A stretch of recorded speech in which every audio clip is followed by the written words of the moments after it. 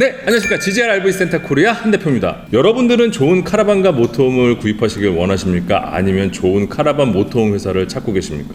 이 두 가지 저희 주식회사 GGR에서 확실히 해결해 드리겠습니다.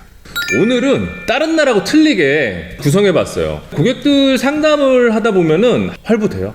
현찰로 다 사야 돼요?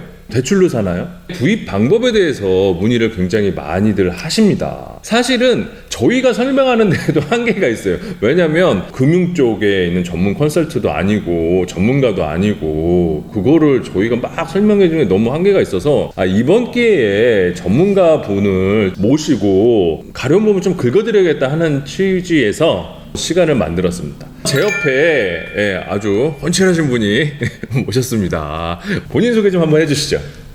네, 안녕하세요. 저는 현재 금융권에서 모터홈과 카라반 대출을 도와드리고 심사나 컨설팅을 하고 있는 이관준이라고 합니다. 반갑습니다. 네. 많은 분들 항상 궁금해 하시는데 캠핑카 구입하는 방법 사실 제일 궁금해 하거든요. 내가 이제 픽 딱 한 다음에 그렇죠. 계약금은 냈어. 그 다음 어떻게 해야 되는 거야? 이건 궁금해 하시거든요. 그렇죠. 어떻게 해야 하나요? 모터홈이나 카라반을 보시고 고르신 이후에 이제 차대금을 지급하는 방식은 본인이 갖고 있는 현금으로 구입하는 방식이 가장 간단하고 그 이후에 차량 구입 비용을 좀 대출받겠다 하면은 은행이나 차량 할부를 하고 있는 캐피탈을 통해서 지급을 하고 이제 대출금을 갚아나가는 방식이 있고 모터홈에 한해서는 리스사에 차량을 등록하고 운용리스 사용하는 방식도 있긴 합니다. 법인들이 좀 많이 사용하는 많이 방법 중에 있죠. 하나죠. 네, 맞습니다. 그러면 할부든 대출이든 받아서 이렇게 하고 싶어요. 내가 뭐 어떻게 해야 돼요? 뭐 전화해야 돼요? 뭐 아니면은 뭐 어떻게 해야 되나요? 최근에는 스마트폰 보급이 많이 이루어지면서 이제 핸드폰으로 은행이나 금융사의 앱을 다운받아서 대출 한도 조회를 해보는 게 가장 많이 사용되는 방법이기도 하고요.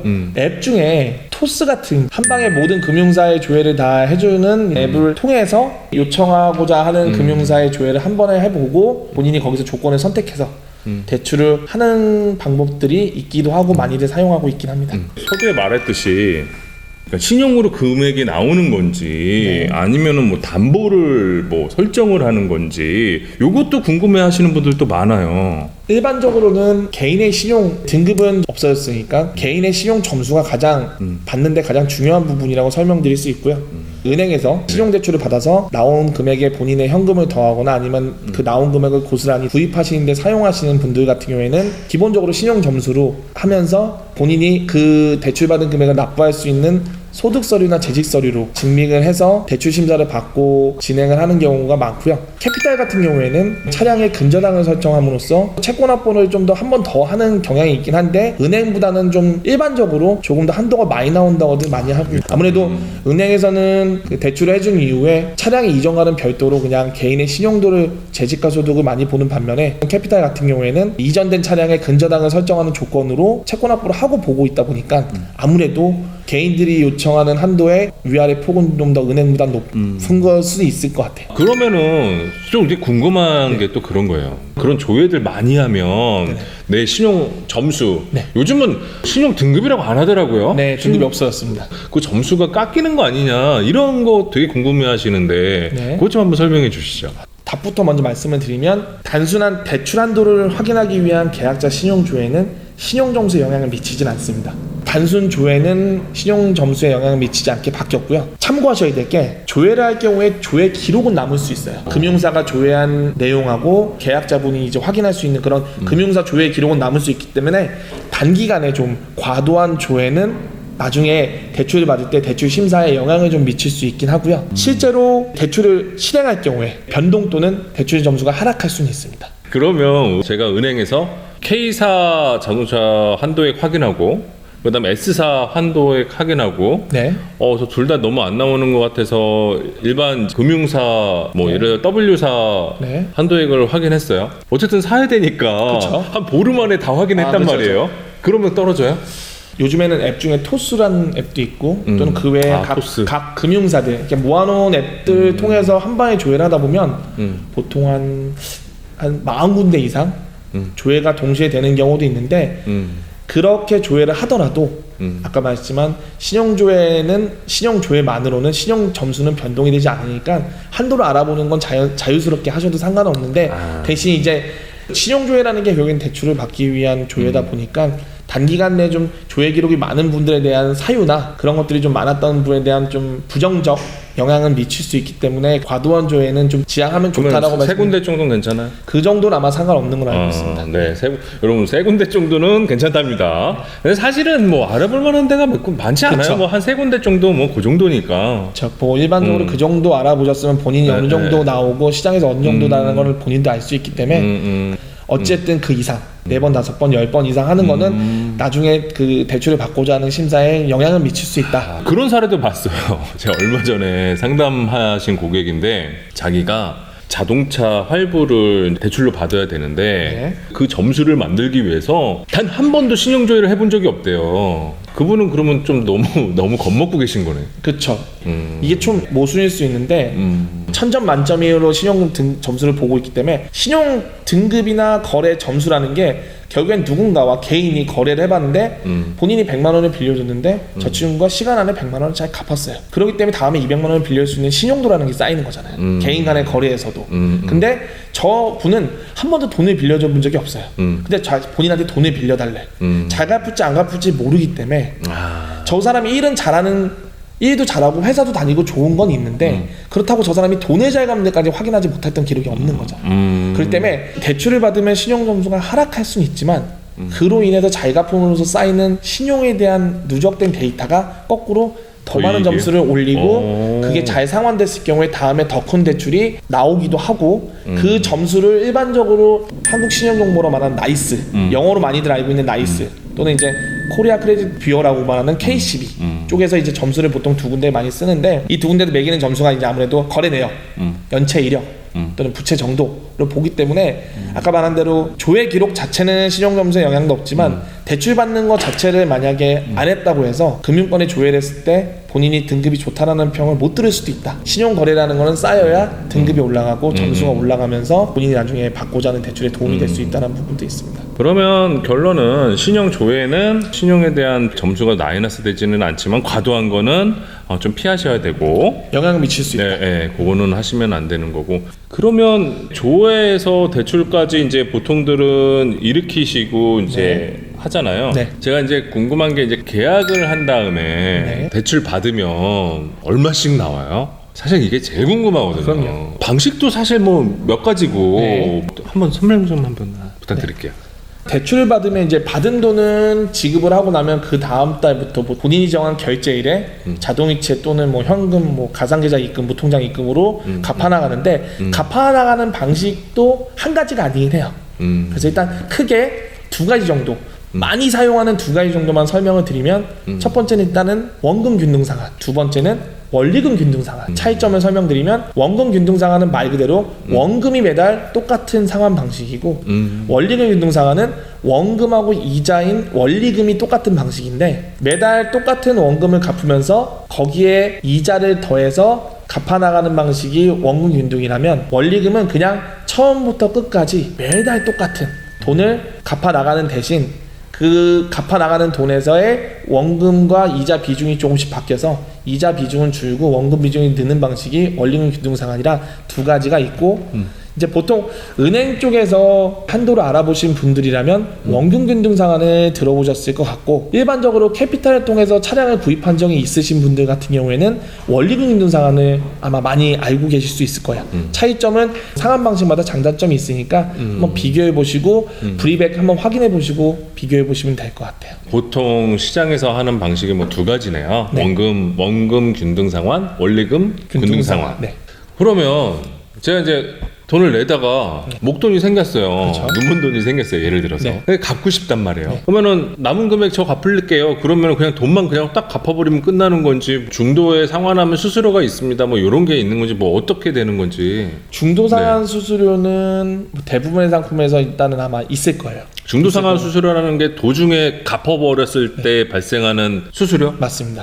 대출을 해줌으로써 발생되는 금융사 비용이 있다 보니까 일단 시스템도 그렇고 그 직원들도 존재해야 되다 보니까 그러다가 이제 대출을 받은 분들은 내 돈을 갚는데 수수료를 내냐고 말을 하는데 아직까지는 중도상환 수수료가 존재를 하고 있고요. 1, 2% 정도 이내에서 보통 중도상환 수수료가 존재하고 있고요. 모든 곳이 부분상환이나 전액상환은 제한하지 않으니까 한 번에 다 갚아야 되는 게 중도상환이 아니고 목돈이 생겼을 때마다 100만 원부터 뭐 자유롭게 금액 제한 없이 얼마든지 하실 수 있으니까 그거는 그런데 어쨌든 수수료는 1, 2%를 무조건 내야 되는 네, 거잖아요. 그거는 존재하고 있습니다. 그러니까 그게 장점이라면 상환된 원금이 다음 날부터 이자 발생이 되지 않으니까 확 줄어드니까. 아무래도 원금만큼 월 불이백이 줄어들 거고 그리고 낸 원금만큼의 미래 이자가 사라지다 보니까 그 부분은 아무래도 더 이익일 수도 네. 있고 뭐 그건 본인이 계산을 좀 네. 하셔야 되겠네요. 어쨌든 금리보다 훨씬 낮은 수수료가 있다 보니 1, 2% 정도에 대한 중도상환 수수료보단 먼 기간 이자나 플러스 월 불이익 금액이 주는 부담이 훨씬 더 도움이 되실 겁니다. 저는 중도 상환하면 한 번에 다 해야 되는 줄 알았어요. 오늘 또 처음 알았네. 일부도 할 수 있고 네. 전액할 수도 있고 금액 제한이나 횟수 제한이 횟수 없기 제한도 때문에 없고 저는 이렇게 이건 좀 처음 알았네요. 제가 이제 궁금한 게 이제 계약을 한 다음에 평균적으로 고객님들이 물어보는 게 요즘 금리가 어떻게 돼요? 이렇게 물어봐요. 네네. 저는 이제 그게 도대체 무슨 기준으로 어떻게 말해야 될지 몰라가지고 네네. 이제 보통 평균적으로 받는 금리들 네. 구간이 있을 거 아니에요. 그렇죠. 그 구간하고 돈을 신청을 했을 때 어떤 식으로 돈이 지급되는지, 뭐 나한테 주는지, 아니면 회사한테 돈을 가는지 이런 것 좀 한번 설명해 주세요. 진행 자체를 먼저 말씀드리면 지금같이 금리가 좀 오르는 추세인 경우에는 은행에 대출을 받을 수 있는 분들 같은 경우에는 4.5 정도라고 보시면 평균이라고 말할 수 있는 금리가 될 것 같고 조건이 좋으신 분들은 조금 더 낮게 아마 받으실 수 있을 거라 보이고요. 대출 같은 경우에는 이제 신청을 하고 대출 신청 금액이 계약자한테 들어와서 나머지 필요한 부분을 본인의 돈과 합쳐가지고 한 대표님이 있는 쪽으로 송금하는 방식이 1차적으로 있고 캐피탈 같은 경우에는 차량 할부라고 해서 캠핑카나 모터홈을 제작하는 쪽에 직접 송금을 해주다 보니 어떻게 보면은 한번 송금을 해서 합쳐야 되는 부분이 좀 편리할 수도 있긴 한데 대출을 신청을 하고 나면 신청을 하는 절차는 똑같고 신청을 한 이후에 본인이 아닌 제조사 쪽 지금으로 말하면 지자 판매사 쪽으로 쪽. 판매자 쪽으로 바로 송금해주고 나머지 차액 부분만 고객님이 제출하시면 되는 방법이기 때문에 대출은 보통 그 정도 부분으로 움직이고요. 차이점이 있다면 캐피탈들은 대부분 다 고정금리를 사용하고 있습니다. 네네. 금리가 보통 계약할 당시의 금리로 추후에 뭐 3년이 지나던 5년이 지나던 6년이 지나던 계약할 당시의 금리로 변동이 되지 않고 그거대로 쭉 하다 보니까 요즘 같은 추세는 이익이네요. 오르는 추세인 경우에는 고정금리를 조금 더 좋게 말하는 경우도 있고요. 보통 변동금리보다 처음 시작하는 부분이 조금 더 높게 시작할 수 있는 부분이 있어서 그 부분은 계약자들의 성향에 따라서 아마 좀 확인해주고 하면 되는데 만약에 시장의 금리가 좀 더 오르는 추세여도 그래도 똑같은 금리로 똑같은 금액을 낼 수 있다는 장점도 있긴 합니다. 그렇게 보시면 될 것 같아요. 그냥 간단하게 해서 자동차나 이런 카라반 뭐 이런 거 할부 대출이 실행이 되면 여러분들 통장에 잠깐 들렸다가 이제 판매사 쪽으로 그냥 바로 넘어온다는 거 그런 점인 거고 일반 금융사들은 바로 판매사 쪽으로 또 들어온답니다. 이제 그 차이인 거고 그리고 금리 포인트가 여기 있는 것 같아요. 은행에서 하는 그런 상품들은 변동금리고 일반 금융사들에서 하는 상품은 고정금리. 그거의 차이 때문에 변동금리는 리스크를 안고 가니까 금리가 이제 살짝 낮을 수 있고 고정금리는 고객님들 입장에서는 리스크가 없는 거죠. 고정으로 딱 가는 거니까. 그러니까 금리가 살짝 높을 수 있고 우리 일반적 대출 받는 거랑 똑같네요. 일반 대출들도 변동은 이율이 낮고 고정은 좀 높고 그러잖아요. 네, 맞습니다. 혹시 여기서 좀 오해하시지 말아야 될 게 은행에서도 고정금리 상품은 팔고 있어요. 판매하고 있고 실제로 그 상품도 있는데 네, 현재 낮은 금리로 판매하는 걸 먼저 좀 홍보가 되는 부분이 있다 보니 고정금리도 분명히 존재를 합니다. 금리가 한동안 되게 오랜 시간 오르지 않아서 일부 상환을 하고 다 상환하신 분들은 아주 좋은 혜택을 받았을 수 있는데 아까 말한 대로 금리가 어떻게 될지 오르는 추세라고는 하지만 또 언제까지 오를지 이런 것들을 모르기 때문에 은행에서도 혼합형 상품도 판매하고 있고 금융권에서 한 개 상품만 이렇게 하는 게 아니고 그냥 변동과 고정과 혼합형은 항상 존재하기 때문에 주로 취급하는 상품을 설명드린 거라 꼭 그렇게 생각하시지 않고 변동금리의 어떤 그런 내용하고 고정금리의 장단점만 이해하시는 게 더 도움이 될 수 있어요. 은행권에서 많이들 알려진 상품은 현재 변동으로들 많이 알고 있잖아요. 네, 그렇게 운영을 하고 있는 걸로 알고 있습니다. 그러면 이제 또 이제 궁금한 게 이런 분들도 계세요. 최근에 제가 경험한 건데 네. 본인이 재산은 있는데 소득을 증명할 수 있는 게 1도 없어. 1도 없는데 은행에다가 자동차 활부 네. 이런 거 그런 거를 신청한 거예요. 아, 네네. 저희한테 오셔서 이제 그걸 조회를 했더니 안 된다는 거야.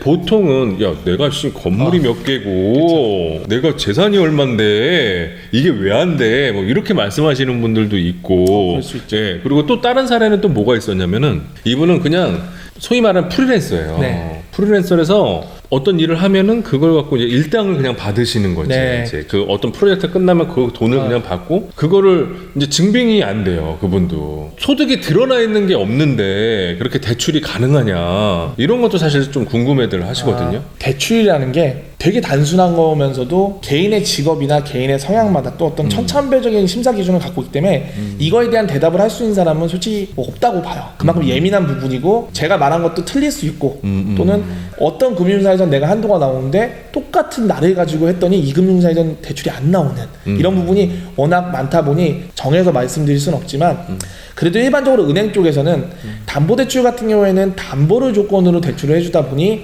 딱히 재직이나 소득이 있지 않아도 비록 나라에서 만든 DSI 규제에는 제한될 수 있긴 하지만 그건 너무 복잡하니 단순히 설명을 드리면 담보물이 있다는 조건으로 재직과 소득을 덜 보는 대신 차량이나 그 외의 신용대출 같은 경우에는 갚을 능력을 보다 보니 갚을 능력이 증명되지 않을 경우에는 은행 쪽에서는 거절이 나거나 원하는 한도만큼 안 나오는 경우가 되게 많아요. 그러다 보니 우리나라에서 집담으로 좀 많은 금액이 필요로 하는 게 차인데 모터홈도 카라반도 좀 여유를 즐기고 충분히 돈을 많이 번다고 할 수 있지만 금융권에서 요구하는 조건의 서류가 없다 보니 은행 쪽에서는 거절이 나는 분들이 좀 있을 거예요. 증빙을 못하니까. 그러다 보니까 그런 부분에서 차량을 전문으로 하는 각 캐피탈사에서는 조금 다를 수 있는 게 꼭 재직 소득이라는 서류가 국한되어 있진 않거든요. 예를 들어서 그 외에 증빙서의 통장 내역이나 뭐 각자가 갖고 있는 재산 유무 또는 뭐 차량 가격에 본인이 지급하는 이제 선수율이나 이런 것들을 감안해서 종합적으로 좀 심사를 하다 보니 프리랜서로 말씀하신 분들도 직업을 하다 보면 한 달에 사용하는 카드 사용액도 있을 거고 거기에 따른 연체 없이 납부한 신용거래 기간도 있을 거고 그런 거를 좀 전반적으로 봐서 심사를 하다 보니 경우에 따라서는 재직 소득 서류가 준비되어 있지 않은 분에 대해서도 카라반이나 모터홈을 구입할 수 있는 경우는 좀 열려있긴 한 것 같아요. 그런 부분은 아까 말했지만 조심스러운 거는 금융사마다 갖고 있는 심사 기준을 개인들이 다 알 방법이 없고 저라도 여기서 뭐 모든 우리나라에 등록된 금융권들에 대한 심사 기준을 설명할 수 없다 보니 좀 국한되어 있는 단편적인 예만 말씀드린 건데 안 되는 곳도 있지만 경우에 따라서 어떤 추가 서류나 이런 것들을 증빙함으로써 가능한 곳도 있다. 이렇게 말씀드리겠습니다. 그러니까 금융사별로 뭐 은행이든 일반 금융사든 이렇게 금융사들 별로 심사 기준이 다 틀려서 될 그렇죠. 수도 있고 안 될 수도 있고 그거는 그런 경우는 이제 문의를 해야겠네요. 결론은 그런 문의를 해서 분들은. 물어보고 네, 어떤 네, 서류가 가능한지 여부를 확인해 보고 하시는 것도 있고 아까 초반에 말씀드린 앱 같은 네, 네, 경우에는 네, 네. 비대면이다 보니 그런 게 없이 그냥 정보 입력한 거 외에 입력이 미다양할 시 그냥 거절이 나오는 방식이다 보니까 그냥 아예 그냥 포기하는 거지 그냥. 그쵸 뭐 손 딱 놓는 거지. 뭐 아까 말씀드린 네, 뭐 네. 갖고 있는 건물이나 이런 거에 대한 네. 가만이 없이 그냥 안돼 삑 그거잖아요. 결과가 딱 단편적으로 네. 나오다 보니까 그런 부분은 좀 있는 것 같습니다. 그럼 만약에 그런 분들은 그 콘서트님한테 그냥 바로 전화 드려서 문의해도 돼요? 조금 더 상담해서 도와드릴 수는 있겠죠. 아, 뭐 이게 아까 말씀드린 대로 그렇다고 해서 원하시는 금액을 해드릴 수 있다는 보다는 그래도 분명히 일을 하고 납부할 의사가 있는 분들에 대해서는 어떻게 하시면 좀 더 도움이 될 수 있다라고 말씀을 드릴 수 있습니다. 최대한 좀 이렇게 컨설트를 네. 열심히 좀 잘해주실 수 있는 거죠. 네네. 오늘 저와 함께 금융 전문 컨설트 이관주 씨랑 많은 얘기를 나눴습니다. 사실은 카라반이나 뭐 모톰 같은 경우 자기 인생을 좀 풍요롭게 하기 위해서 구매하시는 경우들이 많고 그래서 그거에 대해서 뭐 사실 아끼지는 않지만 구입하는 방식들의 차이가 있어서 뭐 대출이 필요한 경우 뭐 이런 경우들이 생기는 거잖아요. 정말 가려운 부분을 잘 긁어주셨어요. 뭐 오늘 좀 인상 깊었던 게 마지막에 중도 상환 할 수 있다. 중도 상환 할 수 있는데 그걸 또 나눠서도 할 수 있다. 요거는 제가 좀 처음 알았고 대부분이 원리금 균등, 원금 균등 이거 되게 헷갈려 하시는데 그거 부분들 이게 좀 해결해 주신 거고 포인트 하나 또 찝자면 S은행, 뭐 K은행 이런 은행에서 하는 것들이 변동금리가 대부분이라는 거를 오늘 처음 알았어요. 물론 고정금리도 있지만 대부분의 고객님들이 변동금리를 선택하고 있다라는 거를 처음 알았고, 그리고 그냥 일반 금융사 같은 경우에는 고정금리를 적용하는데, 근데 그 고정금리가 사실은 고객님들이 선택할 문제지만 요즘같이 이제 고금리 시대로 접어들면 이익이 날 수 있는 부분도 생길 수 있다라는 그런 것들. 이자는 비용이긴 하지만 네. 적게 내시는 게 가장 도움이 될 테니 그게 그걸 포인트거든요, 그걸 한번 사실은. 알아보시고 네. 비교해 보시는 게 가장 좋은 네. 방법일 것 같습니다. 예, 맞습니다. 오늘 이렇게 시간 내주셔서 저희에게 많은 예비 오너분이나 아니면 뭐 이런 쪽으로 구입해 가서 어려움을 겪으신 분들한테 좋은 말씀 해주셔서 대단히 감사하고요. 저희 뭐 다음에 또 뭐 다른 이제 뭐 어떤 이슈로 한번 만나볼 수 있을까요? 필요하시다면 또 네. 불러주시면 그때 도움을 드릴 수 있도록 하겠습니다. 아유, 감사합니다. 예, 지금까지 주식회사 GGR 한 대표였고요. 오늘 특별 출연해주신 이관준 네. 컨설턴님한테 감사 인사드리고, 감사합니다. 예, 여러분들의 좋아요, 구독은 큰 힘이 됩니다. 감사합니다.